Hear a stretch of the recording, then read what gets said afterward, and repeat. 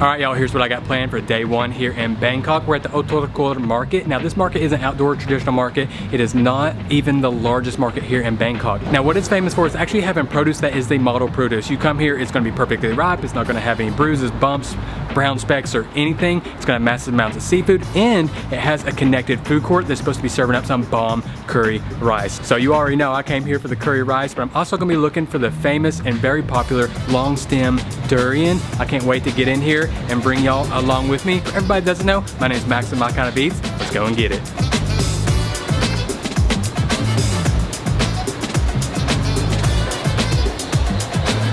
Now we'll check out the market in a second. I'm starving though, so I gotta start off with some curry rice.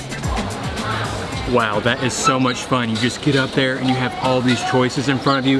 Yeah, it's a lot pricier, but just being able to look and have that many options of so much good looking stuff, totally worth it. And to no surprise, I have no clue what's going on here. I know I got a fish and some curry. I mean, how could you not with all these chilies just hanging out on top of it? Too tempting not to get that pork just coated in curry paste with the long beans, a couple eggs, of course, a little vegetable. But then what really intrigued me is this one right here that reminds me of something I saw in Indonesia. It looks almost like a dry curry with a ton of leaves. In Indonesia, it was a jackfruit, but I don't know what this is. I'm starving, let's dig in. Let's see this, check the fish out, see how tender it is. Oh nice, got a little resistance to it, not the most tender I've ever had, but you know, you may get it soaking in this curry, and it may be real nice. Usually I like to taste things individually, kind of figure out the flavors of each little thing, but this is curry rice, we're getting it mixed in and getting all those flavors working together.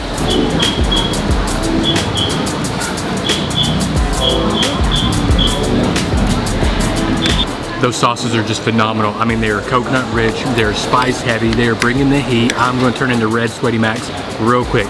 The mackerel to me tastes overcooked and it's got a very intense mackerel flavor, but luckily since it is more of an oily fish and it is submerged into that curry sauce, you really don't mind as much. You almost kind of want that dried, more intense flavor to kind of help combat the coconut and chili flavor.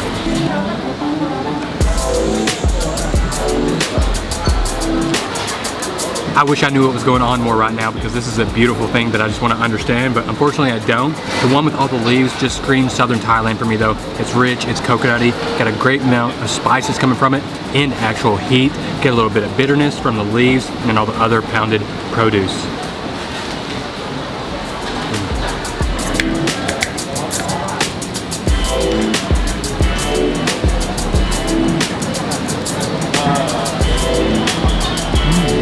Salted egg, that veg, and then that ginger just wiped out my palate and cleaned everything out. Got me going in for another bite real quick.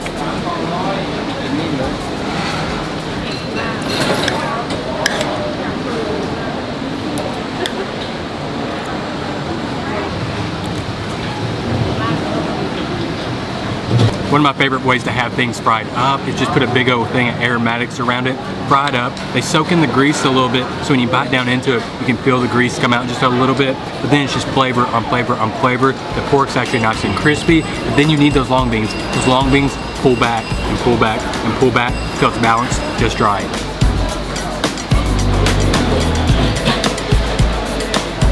Extremely crunchy pork nuggets, almost gives you like this little chicharron kind of like feel, almost like they're in the same family, not like brother and sister, but maybe like cousins or something.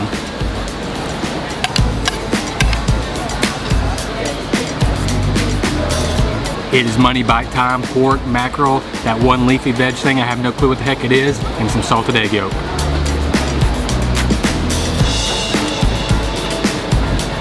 Not only was that a money bite, but I had one of the crispiest pieces of fried up pork and all of those bites and a ton of chilies. That was the true money bite.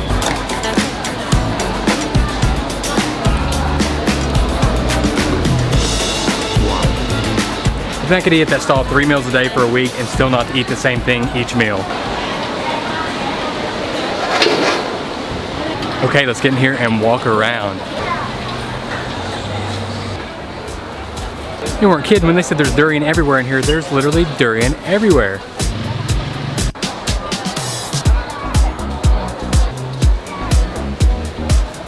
I heard the seafood's really impressive in this market, and just from first glance, yeah, it's pretty impressive. Check the fish out with the funky mouth. I mean, it varies in size from large to small.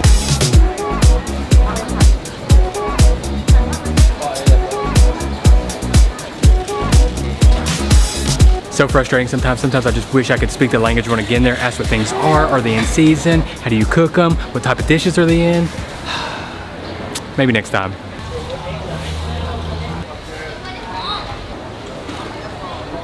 It is durian time, so I'm going for the Kanyao, which is like the long stem durian. Characteristics from the outside, you can see it's got the long stem, of course, but smaller and can be more of like a ball shaped.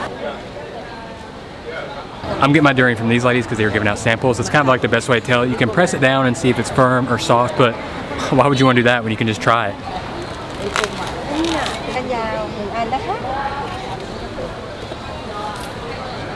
Got my durian, let's find a place to sit down and try it out. And look how soft it is. I broke the skin just trying to unwrap it. Beautiful. I love a soft durian. Nice, soft, creamy, aromatic. These are all characteristics which I love.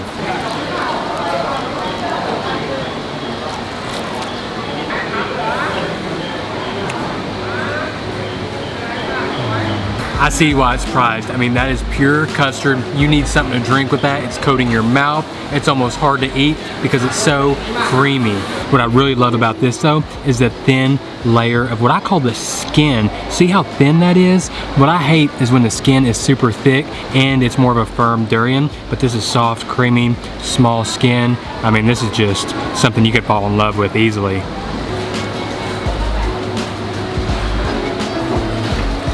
This is my first time trying the long stem and it is not disappointing. Great balance between savory and sweet. The sweetness though is a little bit more fruity. Doesn't really have a granular, sugary, almost kind of reminds you of like honey. This almost tastes like you're biting into a piece of fruit, which it is the king of fruits after all. And one thing's for sure, I've never eaten 300 baht worth of food that fast in my life.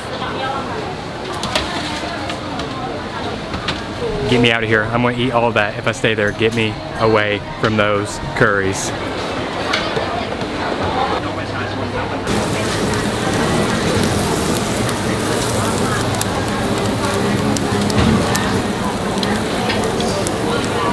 Number one sign, fresh grilled up meat is always a good choice. Got the muyang or grilled up pork.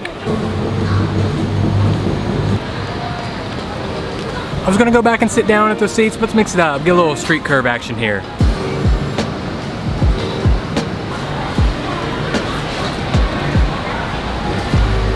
Not the best one I've ever had, but I tell you what, just fresh off the grill, so hard to beat. Honestly, the parts he's snipping off, the little burnt ends are my favorite. I was like, can I have those? But this is nice, got a salty, sweet umami sauce, just loaded around freshly grilled pork. I mean, it's a perfect snack.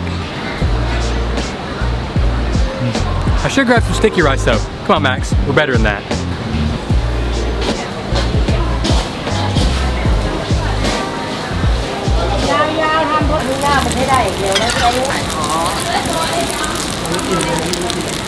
I've been looking for this one so much. Finally found it. Fried up chive, little pancake, I guess you could call it.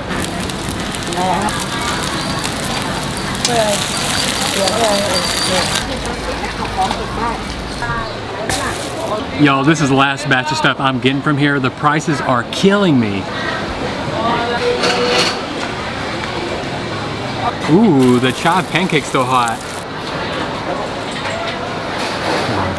Nice and greasy, crunchy, salty, big kick of chive flavor with some type of like almost rice flour that gives it a little bit of chewiness. I thought this box was gonna be too much. It may not. I like the small amount of thickness so you get more crunch. I appreciate the hard fry they're putting on this. Even some of the pieces of chives almost get a little black burnt, but I actually like that. Yeah, let me just close that for a second and take a breath or two. Now, I also got some, what I do believe are the sour sausages. And I love getting this because you always get some fresh produce with it. Some nice lettuce, little pickled ginger on the side, and I think I'm about to cry. Oh, there they are. Ooh, I thought she gave it to me with no chilies. Let the chili lead the way.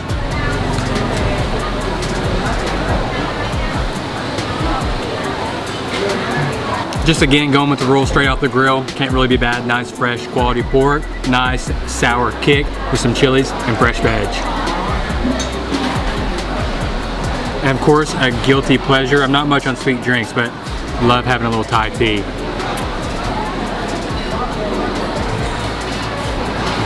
Nothing feels better on this mid-summer day after eating a lot of spicy food. And of course we got some sauce to dip these in, but I can't get this open. Got it.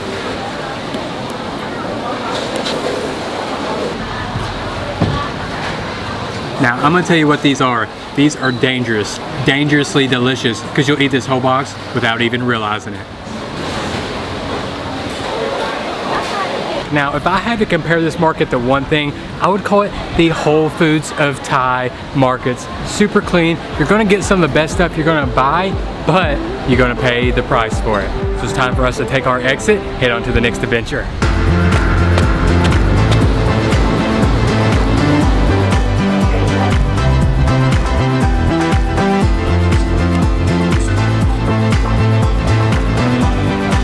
So we're heading to Victory Monument. I could have walked from the market, but I could also hop on here and just take it one line up and then switch over to Green Line.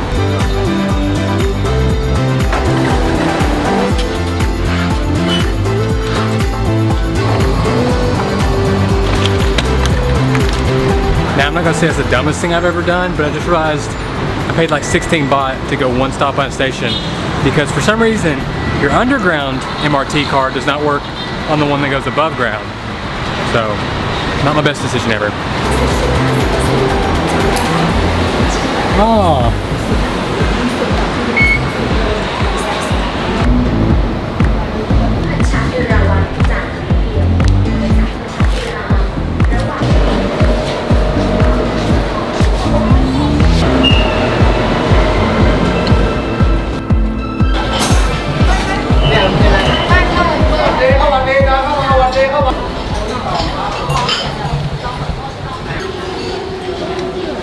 We have made it. We're over by Victory Monument on Boat Noodle Alley. Now, of course, you're coming for the boat noodles with the Kway Teow Rua. Now, I've heard the best in Bangkok aren't here in this alley, but I've never been here and I've got to have the experience. It's pretty cool. You're out here on the water. It's got some murky water smell though. It's not the most pleasant, but it's nice, crowded. Everybody's had pace and you just see bowls of boat noodles rolling out by the dozen. Let's just say I'm glad I'm not in charge of the dishes here. And they're all right here. I mean, they get out here in a snap of your fingers. Got 4 pork and 4 beef, just ready to go. Now these tiny bowls are on purpose, halfway filled up. That's the traditional way to eat the noodles. It's so when you're on the boat and you're going down the rocky canal, nothing falls out. People always thinking, not wanting to lose any noodles and get every last slurp. Those are my kind of people. Let's get after these bowls of noodles. So first let me make some room, not trying to eat a bowl on top of a bowl here.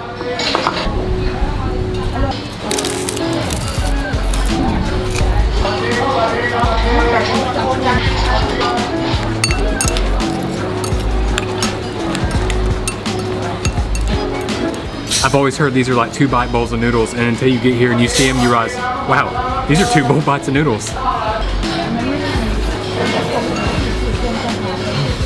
Soft, quality pork, nice crunchy chicharron, got that chili going in there. You can really kind of taste the pig's blood coming through. Tastes nice and thick and rich.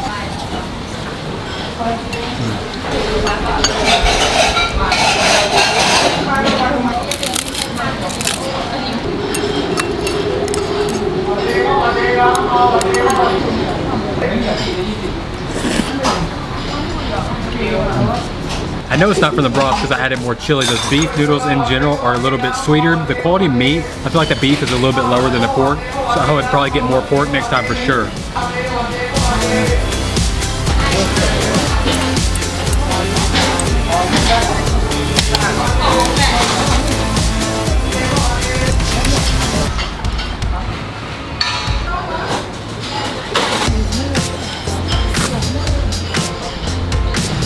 I tell you what, these boat noodles are like a fine wine. They just keep getting better with time.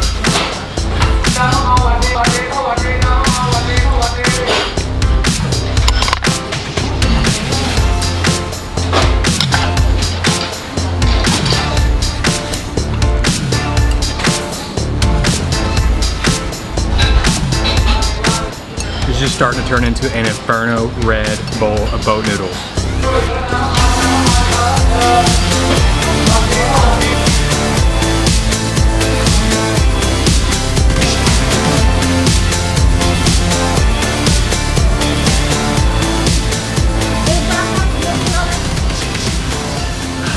just love it when the broth is the best part on a bowl of noodles.